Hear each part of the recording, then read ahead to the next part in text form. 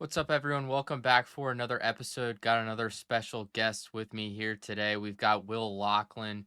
He writes for the Tech Lunch Pail and is just really involved here at Virginia Tech with sports as well. So today we're going to cover a little bit of Virginia Tech's NIT win last night and then also just talking about the NIT in general. We've seen a lot of stuff happen here with teams declining bids and just not wanting to continue their season, which I find really interesting.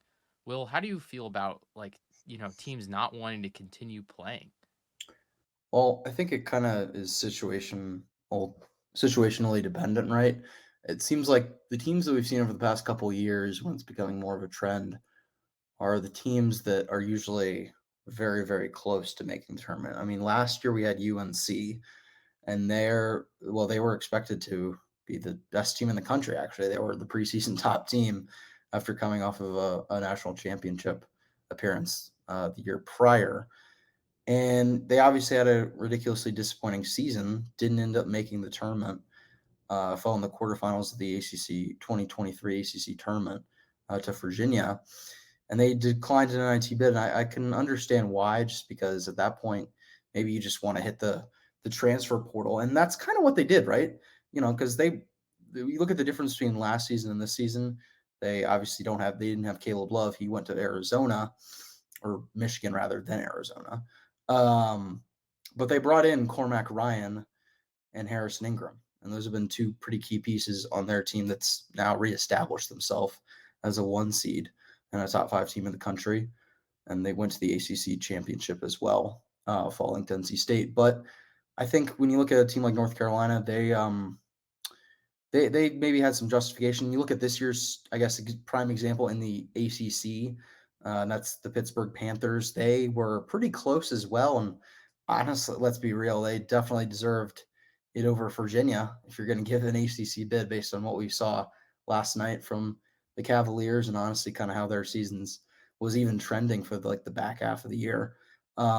Pitt's case, I remember Jeff Capel in his post game press conference, I believe against no, it was against North Carolina, not Wake Forest, when they fell in the semis.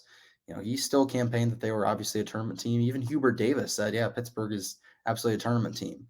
But there are only so many spots available, right? And there's a lot of teams that can make an argument, and I think the argument there was that Pitt, their non-conference slate wasn't that good. They had a loss to Missouri early in the year, so Pitt, this year's version of Pitt, and then last year's version of North Carolina. Those are two teams where they were expected to be in the tournament or they had a really good chance and they just didn't make it. And so at that point, maybe you just want to hit the transfer portal and kind of recruiting trail, so to speak, hard. But on the other side, I think there's definitely a valid point to, well, let's just keep playing. And that's kind of what Mike Young has been campaigning for in this post-game press conference. He just wants to play. He just wants to coach. And it kind of does show maybe where the interests lie. If you obviously have a disappointing season, or if you met expectations, then yeah, you can play in the NIT. Yeah, I feel like it's just two really different mindsets that we've seen and like teams like Pitt and St. John's where a lot of people really thought they were going to make the tournament Right. and I guess it's just the disappointment of not making it and maybe looking to rebuild for next year. I find it super odd that, the way the portal rules work is that it opens up before the NIT and the NCAA tournament starts. I find Right. that very odd timing that it doesn't start until after all of that's over.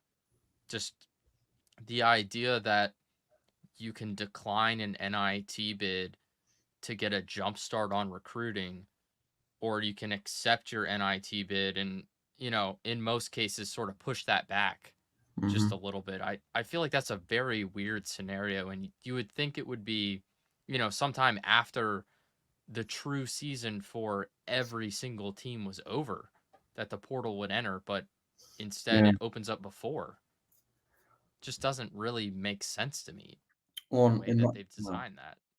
Mike Young kind of was talking about, he was like, well, I guess it's just about recruiting in the transfer portal as like a side comment, I believe, from a question in yesterday's presser. But yeah, it is kind of just what the mentality you want to take as a program, and it also just depends on how your season's gone. If maybe, I mean, I don't want to say teams like Pitt. I don't think this year's example for Pitt. I don't necessarily know that Pitt and Jeff Capel, that program, thinks that they're too good for the NIT. Maybe last year with North Carolina, because to be quite honest with you, UNC didn't even really deserve to be like they were barely even on the bubble. Like that's how bad of a year they had relative to expectations for the 2023 North Carolina team. This year's Pitt definitely had an argument. And so I don't think it's necessarily a case where they think they're too good for the NIT. I think maybe that mentality could exist for like a blue blood like North Carolina. Pitt, maybe not quite as much. And like you said, St. John's another example too. I was surprised, honestly, when I was reacting to it live. I was like, all right, this is going to be where St. John's is in, right? And then they were just like, oh, they're just not going to be in this tournament at all, even though they played UConn, the top team in the country, really, really well, which is a little baffling. Um, but yeah, no, and like you said, that transfer portal opening before these tournaments start, certainly odd for sure. Yeah, that's just one thing with the collegiate landscape that I find odd and kind of like football too, where you can opt out of the bowl game and be like, "Hey, I'm leaving. I'm not going to play this game, risk getting hurt." Even though I feel like a bowl game is a big accomplishment.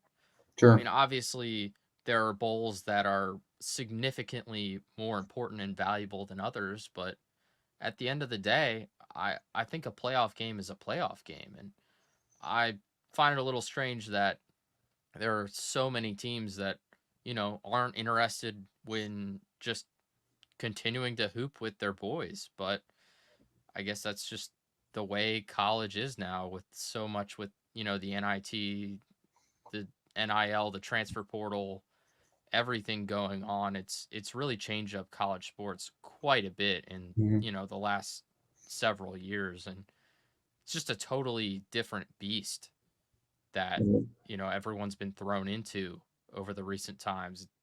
It's so weird, and figuring it out's been very strange. And I like what you said with the Mike Young presser last night. The way he saw it was, hey, we didn't make the tournament, but if you're going to let us play basketball, we're going to play basketball. I mean, that's what this team's here to do. And you know we don't know what's going to happen with the future next year. We don't know exactly who's coming back and who might be leaving. But at the end of the day, they like to ball with each other, and they know the team. They can build a little chemistry, get a couple more minutes in, and just have a good time and say they played in the playoffs. Yeah, for sure. And I mean, I guess we can kind of talk Virginia Tech and their win last night against Richmond, and it was quite an interesting game. I was courtside for that, but NIT basketball is honestly something that I'll be honest, like Virginia Tech. I think I watched NIT last year when they played Cincinnati and lost in the first round of the NIT, but like I hardly ever pay attention to the NIT. And I guess Virginia Tech being in the NIT is really the only reason I even watch a game, to be quite honest. Yeah, it doesn't have the same allure as March No, no, Madness does, and I'm not. you know like you think back to being in middle school and high school, and you have that one teacher that goes, all right guys, like get ready for this, we're not doing anything today, and they just like throw two games on. Or We're gonna watch the NIT, boys and girls. No, it said no teacher ever. yeah, it just doesn't have the same allure. But at the end of the day, it is postseason basketball, and it's just another way to set yourself apart, I guess, a little bit. I Sure, feel like performing well in the NIT, i- if you perform well in it, it's definitely easier to sell recruits on, hey, we went and we won the NIT. We made the semifinals versus no, we decided, we were happy with where we were for the year. But yeah, Tech's game was weird with Richmond. I mean, the first couple minutes of that one, 2 points by the second media timeout. the first 8 minutes of that game were off off its rocker. I mean, Virginia Tech could not get a bucket um, to save their lives for those first few minutes. Off memory, I don't really know when the cold streak was quite. I think MJ Collins hit a three Yeah, he hit a After the three second media just under timeout. the 11-minute mark. Yeah, I remember my call and, like, during my call for 33-04 with Aiden Butler, I was like, "Finally!" The Hokies knock down or I don't even know. I just remember, like, exclaiming, "Finally," because it was crazy. I mean, Richmond Tech's lucky Richmond didn't have the deficit or their advantage at, like, 20-2. Because if Richmond had been playing a bit better, um, Tech might not have been able to climb out of that hole as I don't want to say easily, but like they did, so to speak. Yes, first 3 minutes were wild, and the thought was crossing my mind. I was like, Tech and Mike Young, like after DC, they were like, yeah, we want to play again, but then I was like, they are not acting like they want to be here, and I'm like, you guys are hosting like a game against Richmond. And it's a postseason tournament. It just didn't look like Tech wanted to show up, but they got their act together. I don't even want to say it was jitters because why would there be pregame jitters for the NIT? It just doesn't really make much sense to me. But maybe you can just chalk it up to a slow start. Richmond and Virginia Tech play very similar styles of basketball. I think we kind of saw that last night. They both rely on their big men. For Richmond, it was Neil Quinn, who's a second or third team all A10 player for them. And I think he's second, third leading scorer on the team after the conference player of the year in the A10, Jordan King, who was really shut down last night. Um, and I think much of that credit can go to Hunter Couture, who did not have his best game offensively, but Mike Young kind of alluded to this. He was like, yeah, he gave the credit to Hunter Couture, and that's certainly why King was limited. But like I said, the styles of basketball are really similar.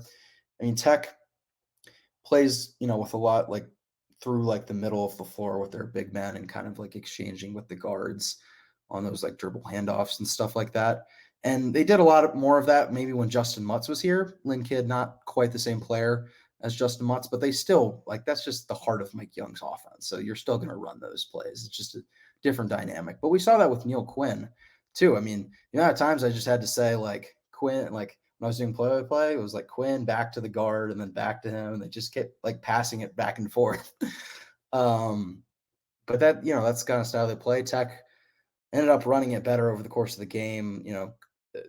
Richmond's offense just kind of slowed down to a halt, and I think Tech's defense underrated part of why they won. They just limited Richmond. They held them. They contested the 3-point shots pretty well, and they just played good team defense. It was also a very physical basketball game.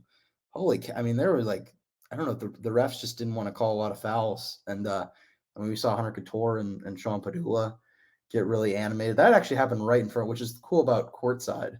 Like, um, and I were able to see it like really up close with the ref, and then Robbie Barron had to like pull them aside, which is like a good veteran like heads up play to not allow like one of Padula or Couture to get a technical foul there. But yeah, very wacky game.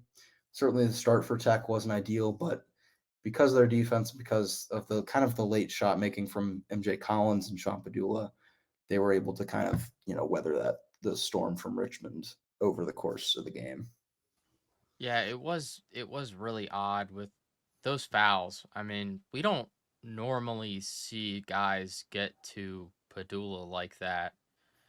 He's been really confident this year, and a lot of times he doesn't really react to too much stuff.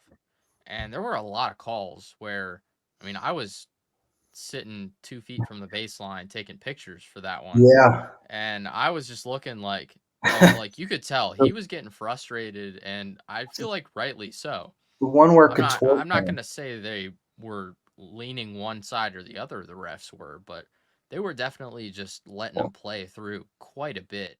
yeah, And and remember the one where Couture kind of like leaned in. I forget who the defender was on or the player was with Richmond, but they called an offensive foul on Couture. And mhm. boy, that crowd was unbelievably heated. I don't know if it normally gets if there's normally that many, like there probably is. It's just the fact that like when you call games for 33 or 4, we're like up high and now we were like courtside. So I've just never really heard. But boy, there were just expletives and just some wild things being thrown at the ref after that call in particular, where Couture was called for the offensive foul. It was just kind of a collision. So I guess it could have gone either way, but I don't really remember the play in that much detail. I just remember all I mean, like, it was like the last 10, 15 seconds after it happened, people in the front row were still yelling at the refs. Oh, the Hokies fans get going, and Yeah, yeah, that was one of the calls where I felt like it should have been, just play through it because 100%. it didn't seem that bad to me, and it No, didn't really seem like there was, a foul there, just kinda 2 guys bumping into each other, but I I'm not a professional ref, so no, I don't see this things the same way that they do. yeah, And then, like, Tech shooting, just that start, and, speaking of Padula getting all those fouls, I mean, him coming back from that really rough start, I think he was 1 for 8 to begin the game shooting from the field, and then, he finishes with what, I 17 wanna say he points? finished with respectable if like, I honestly Yeah, wasn't really 17 tracking it. points, 7 assists, No, and he also had 1 steal. So, not a bad stat line at all. And no. after that really rough start, just battling back from that, and the whole team following along with that too. I think it really stands for what this team is capable of and what they've been able to accomplish, but it also is a perfect way to say, this is how the season's been. We've seen these really, really long scoring droughts and, just coming out flat sometimes. And then all of a sudden, when they get it going finally and start firing all cylinders, everything starts clicking. This team is really talented. I mean, like they I'm shocked that Richmond only had 11 during that, start for Yeah. Tech. They really could have built up on that a lot more, Yeah, but, that's still a pretty significant deficit that Tech was able to fight back from, and they did it pretty quickly too. they did, yeah, and they controlled the game in the second half. I think I don't wanna say I think Florida State game was more of a microcosm, of the season than this game was because Tech actually, the trend usually is they'll be okay in the first half, and then those scoring droughts will come like middle of the second half, and that's where they'll just lose the team. So against Florida Yeah, State, but saw against they just Pittsburgh, always have that we've seen it against long stretch, Syracuse, especially on the road. That happens a lot. I mean, Tech, the two games they lost at home this year were Duke and Miami. Oddly enough, Tech does not play well against Miami, even when Miami's not even good. Like they somehow got swept by Miami. I mean, Miami Hurricanes, their last win was against Virginia Tech back in like late January, early February, whenever they played them in Coral Gables. But I mean, that's besides the point. Like, yeah, Virginia Tech, they certainly had those lull and the scoring droughts, and I don't know. I mean, I've always my whole thing with like Mike Young and Virginia Tech has been like Mike Young is honestly probably one of the better or even best like game planners, I think, in terms of like like getting ready and gearing up his guys for an opponent. But like during a game, there's just times where the offense doesn't really seem to change or adapt to what their defense does. And he's usually against those better opponents in the ACC teams that maybe are just more talented than them, like North Carolina or Duke. So, I mean, that's one thing. But sometimes it'll happen against teams that honestly I think player for player, the talent is even, and just one team is kind of adjusting and adapting, and the other isn't. And we've definitely seen that not only this year, but honestly the year before too. I think Tech's had a better record in ACC play this year than they did last by I want to say 2 or 3 games. I mean, last year they played on day one and they beat Notre Dame in the ACC tournament. This year, they didn't even have to do that, but they still got bounced in round two. And they have, they hosted in the NIT. They didn't do that last year. And they won a game in the NIT as well. So it's around the same level of a season that they had last year, coming off that 2022 ACC tournament. Um, 4 games or 4 wins in 4 days stretch, but yeah, like I said, it's still kind of the same level of season, but a little bit better.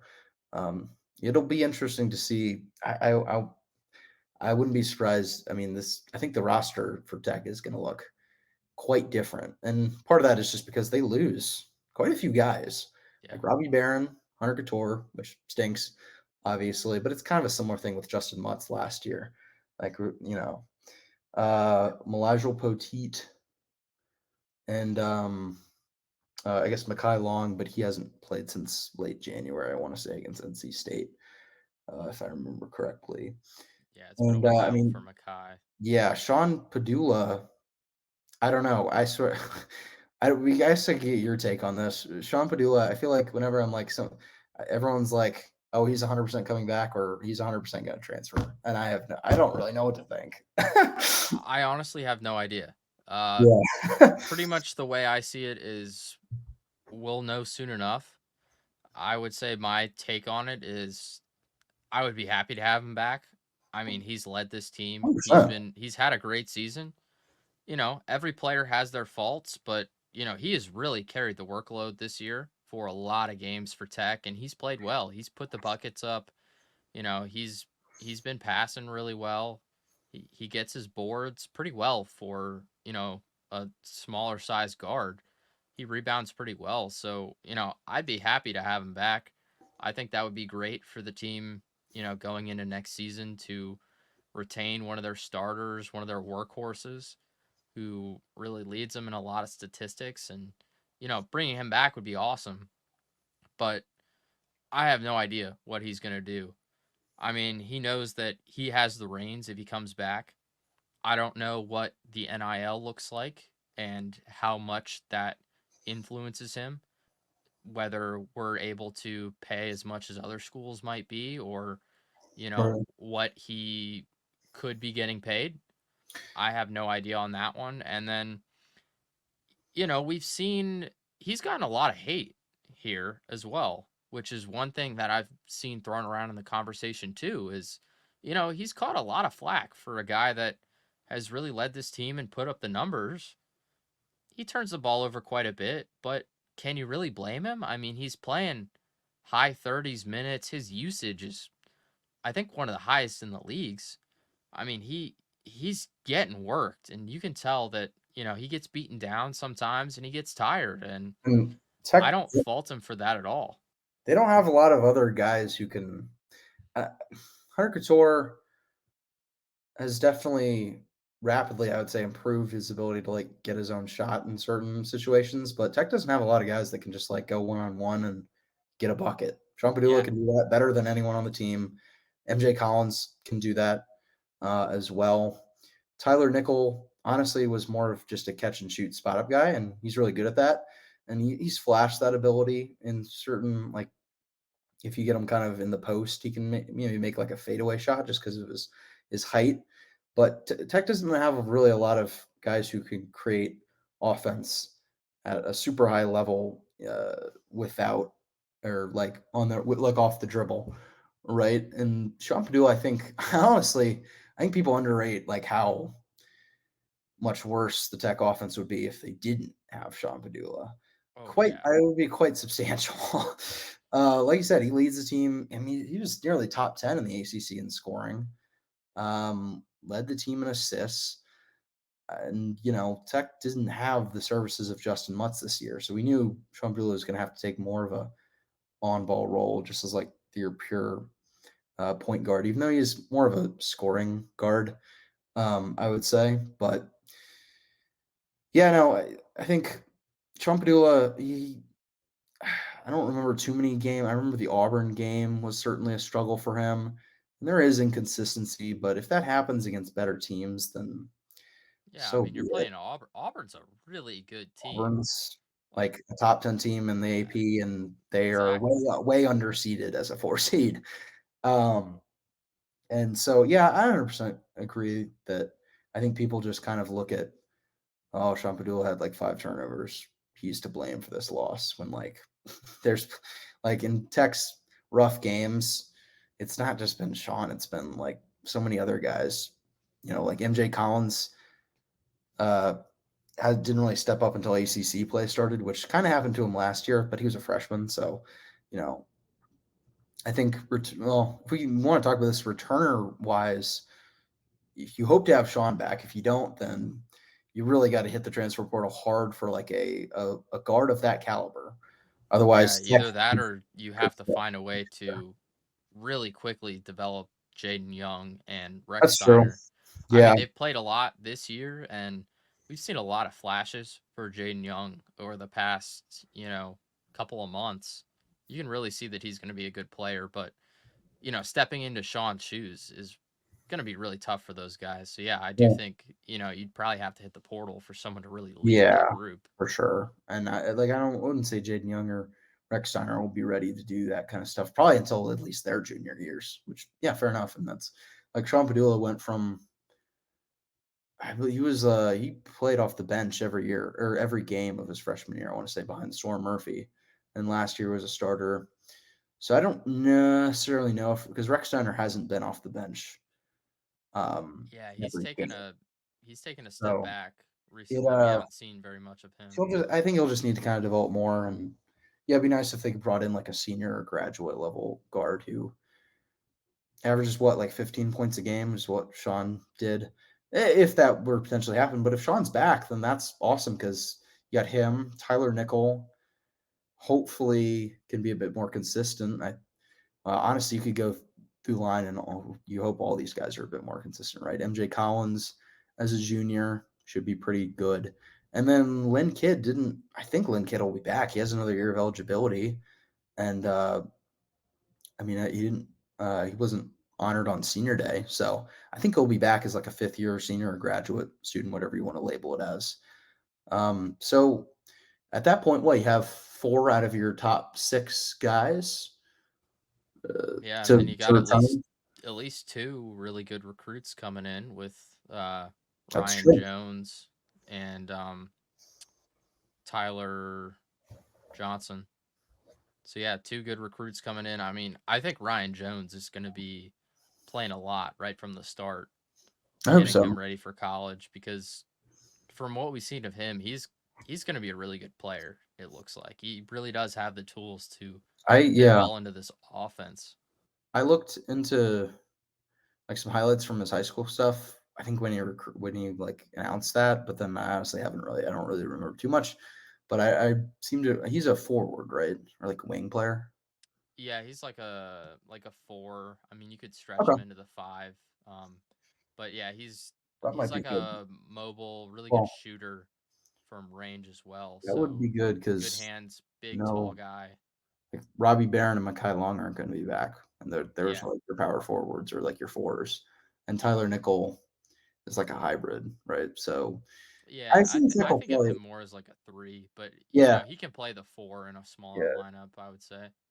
Like I assume Tech will. I would say the agenda for Tech in the transfer portal is probably another wing slash guard shooter to replace Hunter Couture. They just need someone to fill that role, point blank. Period. If Shampadua leaves, got to get a starting level point guard clearly, whether that's from a Power Six school or even from like a mid major school. Like we saw Max Asmus from Oral Roberts, he's on Texas now, so like that'd be fine. Um, like I said, yeah, like wing or guard shooter, point guard if Shampadula leaves, and then probably like a power forward. Yeah, that would be the list. And I think depth wise, Tech's okay. Like because Jaden Young and Rex Center are probably going to play more minutes. And if you have Nickel Collins, Kidd, and Padula back, that's six guys right there, plus a couple transfer portal additions. You're okay. Plus Ryan Young, as we talked about. Like the depth will be okay for Virginia Tech, assuming you just add 2 to 3 guys, depending on who leaves. Yeah, I think we'll be all right for the most part. It really just comes down to how big of a step the younger guys can take in the off season. Moving into their sophomore years and how we see MJ Collins play at the start of the year. I mean, he's taken a huge step this year, I think. Um, really like you said, once ACC play started, he became a lot more consistent. He looked really timid earlier in the year, and then he had, one or two really good games and you could just see he was playing with confidence. Those first couple games, it looked like he almost didn't want the ball in his hands. Just Yeah. how quickly he was passing, and he looked a little bit erratic. And then, you know, 5, 10 games into the season, I mean, he was playing like backup point when All right. Sean took a couple minutes to rest. And I think he moved into that role really well. Yeah, I think MJ Collins, but he plays better against like better competition. Weird. Like I remember last year, his breakout games were like North Carolina and Duke, which is like, well, North Carolina wasn't as good, obviously, as we saw. But I want to say Tech played North Carolina pretty early on to last year. I think it was in 2022, the year of 2022 still. Um, yeah, Collins plays better against better competition, and I almost want to say it just took him a bit to kind of work in the offense with Couture and Padula. Um, I think Mike Young honestly has run more offense through MJ Collins. I feel like Collins was kind of waiting on the wing, and now Collins actually operates with the ball in his hands more. And some of that might be due to, when Padula goes off the bench, Collins kind of stays in, and Rex Center's gotten less minutes. So MJ Collins, despite being a starter, he is kind of like Mike Young just staggers the minutes to where like Collins is like your backup point guard. And then when Padula and Couture are back in, he'll kind of be in that more complementary role, but he just knows how to play it better of getting more games played and more reps. And so I mean, it depends on who you bring in, but I think Mike Young and the coaching staff should 100% just run more offense through MJ Collins because he does better. That's better than he's not a spot up kind of guy. Like last night, he was 4 of 6 from three, but that usually doesn't happen, right? Um, like he's a guy where you got to get the ball in his hands and let him work. He's the best athlete on the team, to be quite honest with you, which could change with Ryan Young because he's really athletic. But um, and my whole thing has been with MJ. It's like he's really athletic, but sometimes doesn't really know how to put that to use consistently. But we've definitely 100% seen him be a lot more consistent, get to the rim and finish a bit better. And just he kind of has that go-to ability to get the ball in his hands and then just rise up for mid-range jumpers, and he can hit those more consistent. Everything's just been more consistent in the second half of the season with MJ, which is really good heading into I would say a critical junior year for obviously him, but also I would say for the team as a whole. Yeah, him and Nickel, I think both of those two guys, if they can take, a significant step in the off season, I think we could have a really good team because, you see what MJ can do. We've seen it, most of the year and we've seen that consistency rise and we've seen the same thing with Nickel too. We've seen a lot of those flashes.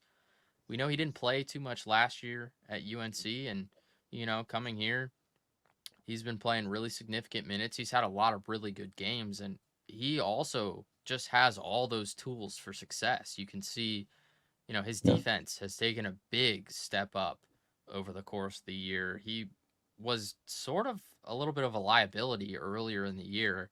And, I'm not going to say he's the best defender on the team, but he hasn't been too shabby on D. And then, with his really solid shooting, he's got that really tall frame that, he moves well with down low. He can slash really well yeah, into the paint. And, those two guys, if we retain Sean and Kidd, add in Ryan Jones in there and, a couple other solid transfers, this team could be pretty good.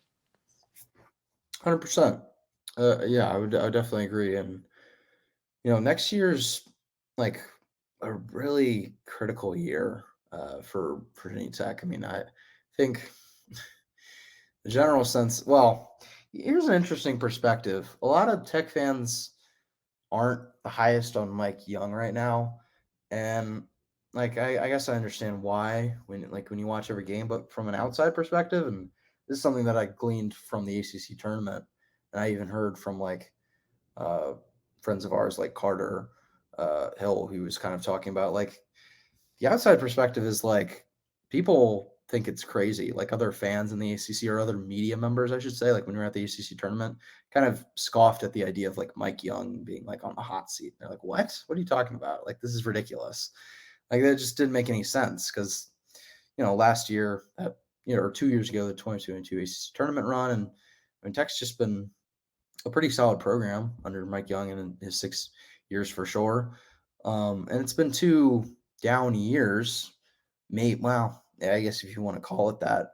Um, I mean, I guess anytime you don't make the tournament, uh, and you did the past few years, I guess you could say it's a down year, but like, that's just kind of the outside perspective is that a lot of media members, and I would say even other fans are like, don't really just don't get the idea that like Tech fans would be like upset with Mike Young or like think that Mike Young should be like on the hot seat or whatever. And I now that I think, yeah, like I've been thinking about that more. And I'm like, yeah, that 100% makes sense. Like Mike Young's not even really close. I mean, it's just one of those situations where I think the grass isn't always greener on the other side. And Mike Young is just a great coach for Virginia Tech.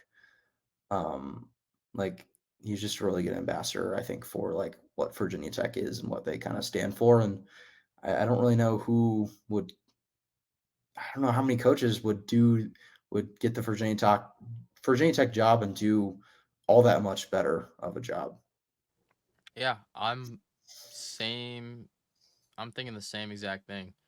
Uh, we do hear a lot about people being a little disappointed in the season, and everything I hear from the people that I trust the most when it comes to athletics here at Virginia Tech, I totally agree with. And it's that look, the especially when it comes to basketball, the expectations are a lot higher than the reality Yeah, for Hokies hoops.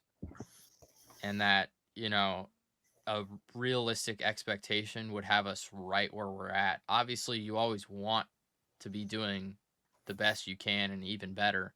But, yeah, realistically, it seems like we're one of the lower NIL spending teams in the entire conference. We're one of the lowest ones, is yeah. what I've heard. And so, putting together some successful seasons and making the tournament a few years, winning the ACC in 22. I mean, I would call that pretty successful when you think Sure. about being one of the lowest spending schools in one of the biggest basketball conferences in the country, and Yeah. being able to accomplish that. And then the idea of Mike Young being on the hot seat, I mean, he's widely regarded as one of the best basketball minds in the world. And we have him at our coach here. And, you combine that with what we have to spend on this roster, and you go, wow, he's really honestly accomplished quite a bit for the resources we have available. And, he's done amazing things with what we have to spend on guys. And Mhm. so I just don't see any point in why would you want to move on from one of the greatest basketball minds in the world, regarded by other great basketball coaches, who's done amazing things with, a team that has a lot of talent. But, we're not UNC, we're not Duke, No. and we know that. But I mean, we got an ACC championship in 22. Like, this team's performed pretty well. Yeah, and that ACC championship was literally the first in program history, which tells you that it's just that's one of the examples of the success. And I think relative to, like you said, resources that Tech has for men's basketball and also recruiting, which I guess you could also say like Tech isn't like I guess overachievers for recruiting. And it's a weird dynamic because I think Mike Young, I mean Hunter Couture wasn't even a ranked recruit, I want to say, or like 5 or so years ago, or he certainly wasn't very high. Like a lot of these guys, like Lynn Kidd, I mean, I don't know where Lynn Kidd was in the high school rankings, but I mean, I know he committed to Clemson, obviously, and that's where he played his freshman year. But I like Lynn Kidd last year was a bench big man, and he became like a much better. And Tyler Nickel, some of which I think Tyler Nickel Tech just gave him a bigger role than North Carolina did, clearly. But he still took a jump. Like Tyler Nickel and Lynn Kidd are two players that Mike Young has developed exceptionally well. Hunter Couture as well, Sean Badula. Um, Mike Young does really well with players that aren't like these big time recruits. But there have also been examples like the Rodney Rice deal where he was an amazingly talented player, and I think honestly most of it was injury for him. Um, but you just didn't really see it, even on the floor. Like the role just wasn't really there. And so, it's a dynamic where for like high level recruits, I'm not really expecting too many high level. I mean, we've seen Ryan Young commit to Virginia Tech, which is great, but I don't expect Virginia Tech to have amazing recruiting classes because the selling pitch just isn't as strong. And I don't think there's really anything Mike Young or anyone can do about it. Like the selling pitch just isn't as strong as other ACC programs. But Mike Young's feather in his cap is being able to do more with I don't want to say lesser talent, but like elevating guys who aren't like highly ranked or have good amounts of talent and just developing them into productive basketball players. And there's something to be said for that, and that's kind of like the testament to the program for sure. And, like I'm hopeful that Ryan Young is a situation that's not Rodney Rice at all. And he's like a really talented player and he becomes like a star at Virginia Tech. That would give me just a lot of assurance and like, yeah, Mike Young, he can develop the like the 3-star or like the 2-star players, but if a 4 and 5 star comes around, he can also develop them as well. And so yeah, I 100% agree. I think we're on the same page. Like Mike Young's not really going to go anywhere anytime soon. He's a great coach for Virginia Tech, um, and he's like you said, one of the better minds in obviously the ACC in college basketball. Yeah, it.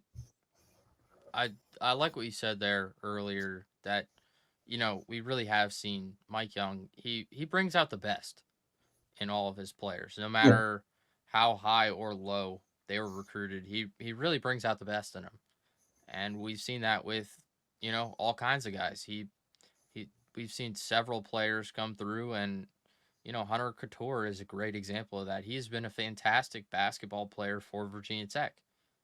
I mean, he leads the school. He's the program leader in threes.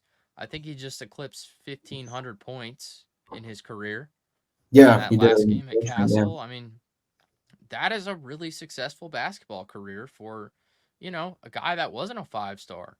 That's really successful, and he's I done a want to say great 100. job. And Yeah, with that whole Rodney Rice situation, I don't really fault Young for that because right. it seems like Rice just didn't want to be here, and Yeah, he for just sure. he It just just wasn't wasn't a good happy fit. with what was going on, and it doesn't And really seem like there was anything that Tech could tell him to sell him on sticking no, around. Mike Young shouldn't be changing how you operate things and like your culture just for one player. Even if the guy's a 4 or 5 star recruit, like that just shouldn't be what something you're doing. Like you have your culture established, you have the way you run things and the way you operate your program. And if a player isn't going to try and fit in, then they can leave. And that's kind of what happened. It's baffling and there's obviously a lot of unknowns. But like I said, I don't think the Rodney Rice situation is like a reflection of like Mike Young and Virginia Tech and more of a reflection of just it wasn't really a good fit. And also the injury. I mean, that's huge. Like there was no rhythm he could establish. He just had multiple injuries his freshman year. And then for whatever reason, didn't want to play sophomore year coming off those injuries. And there's just a lot we won't really know, but certainly there's just so much more successful stories than there are like negatives. And a lot of fans, I think, harp way too much on the Rodney Rice situation. And I guess, like you said, just, expecting to maybe make the NCAA tournament every year and win ACC championships every year. But at the same time, like Tech's shown they can make the NCAA tournament. And so after 2 years of not making it, all right, well, you don't want to go on a huge 3, 4, or 5 year drought of that. You want to build back up. Tech, like I said earlier, had a bit the same level of a season. And I do think it is time for, Virginia Tech to, you don't want to just keep going to the NIT. You obviously want to make the tournament and go farther than the ACC tournament as well. Like back to back years of getting knocked out in round two, that stings a little as well. So, like, Mike Young's his job is completely safe, obviously. And I think these next couple of years, though, they are critical. You want to take a step back up after going back down, I guess, from where you were. Yeah. Yeah, no, I totally agree with you. And, just one last thing on that Rice situation before we probably close out is, you mentioned that uncertainty, and there's still a lot of uncertainty. And, you know, he's not even playing this year. He didn't even play this year. No, that's the weird So, thing. that's a huge You play college. thing with Tech is like, guys, ease up a little bit. Like, you it seems like a lot of people are acting like we just lost LeBron, and it's like, look, listen, he decided that he was going to leave like 2 weeks before the season started, or 2 months, or whenever it was, but it wasn't Yeah, long, it's been that's a for month, sure. I want to say, of the season. And, he did that and entered himself into a situation where he doesn't even get to hoop this year. Like, can you really complain about that? I mean, the the guy clearly wanted to leave, and I just don't think there's anything Tech could have told him to keep him hanging around. If he's willing to leave and sit out for an entire year, I mean, you know, whatever. Yeah, I mean, it was kind of his decision. It clearly didn't work. And I think the reason people are kind of still harp on it is just because of that star rating next to his name, which was a 4 star. He was a top 100 guy, I want to say, a couple years ago, and went to DeMatha High School, which is a really good high school for like high school basketball. And yeah, those are certainly factors to take in. But if there's anything Mike Young's proved, is that like star ratings don't necessarily matter all that to a crazy extent. Yeah. All right, Well, thanks so much for joining. It's been Yeah, awesome having you yes. on. Great chat. Loved all the stuff we talked about, ACC, a little bit of that NIT game, a little bit of, the craziness with declining bids. And, just look forward to maybe having you back on a little bit later and, talking some more Hokie sports. Yeah, I'd love to. I mean, basketball season obviously is kind of wrapping up. We'll see if Virginia Tech can beat Ohio State in Columbus. That'll be certainly tough for them to win, but it could be the final game of the year for Tech men's hoops, and then obviously the women too playing Marshall on Friday. So plenty to talk about. And obviously, I'm sure there'll be news with the transfer portal on the basketball side of things too. But yeah, it was a pleasure to be here with you, Kyle. Thanks for having me on.